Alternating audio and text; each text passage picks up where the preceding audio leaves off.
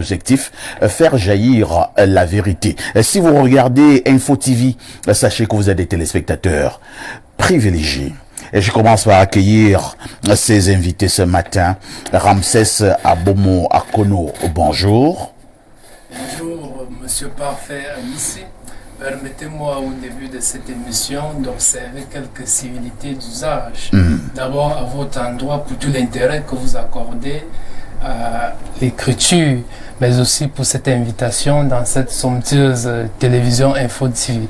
Je voudrais dans la même perspective saluer les illustres copanélistes, sans toutefois oublier les millions de téléspectateurs qui nous suivent ce matin, en l'occurrence ma maman du côté de la rue Damas à Yaoundé.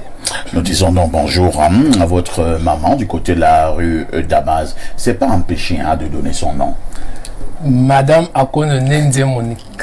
Voilà. On salue donc maman Ndie Monique. Monique, vous savez comment on appelle Monique chez nous, les petits? Monique. Monique. Ndie Monique. Les petits sont terribles. On donne un nom en petit, un prénom en petit, tu peux fuir.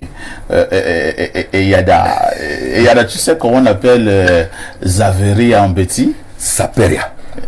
Saferia. Saferia. Saferia. Suzanne. Susanne.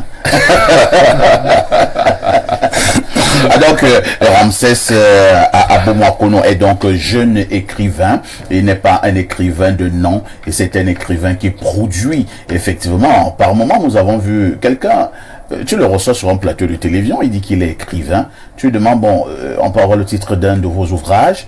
Il dit, je vous dis que je suis écrivain. Chez moi, l'écrivain, c'est celui qui écrit des livres.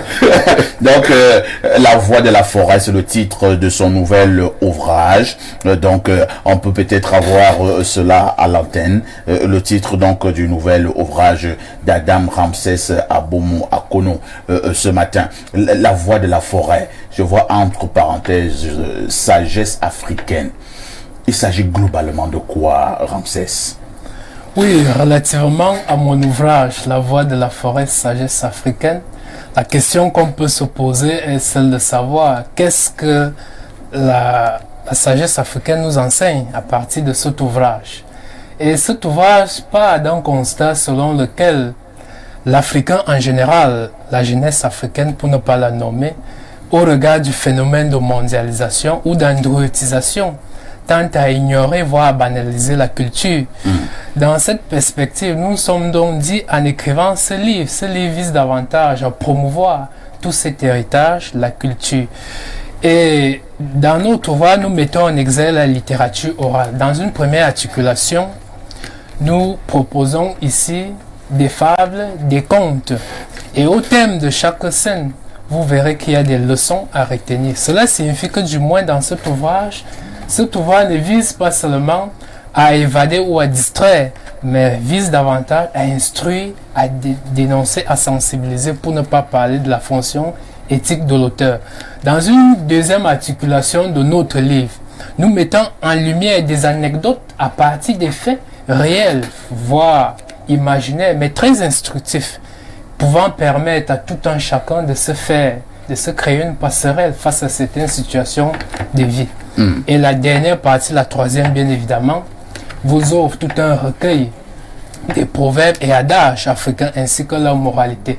Mais si vous me permettez, Monsieur Parfait, ici, je voulais davantage réenchérir mon propos en illustrant quelques proverbes dans mon ouvrage. Alors, parce que vous-même, vous savez tout ce que les proverbes représentent dans la cosmogonie, la mythologie africaine, ou alors chez le peuple écan, que nous célébrons dans notre livre. Alors, on a coutume de dire, par exemple, que lorsque vous partez à la chasse des éléphants, si vous rencontrez un escargot en route, ramassez-le. Pourquoi? Parce qu'il peut arriver qu'au terme de la chasse, que vous n'attrapez rien, mais grâce à cet escargot, vous n'allez pas rentrer bredouille. Pour simplement dire quoi? Au terme de cette sagesse en guise de moralité, dans la vie, que vous soyez grand, petit, riche ou pauvre, homme ou femme, chacun est utile dans la vie. Parce qu'on peut aussi se poser une autre question, celle de savoir, est-ce que pour autant l'eau est devenue sale, qu'elle est inutile? Non.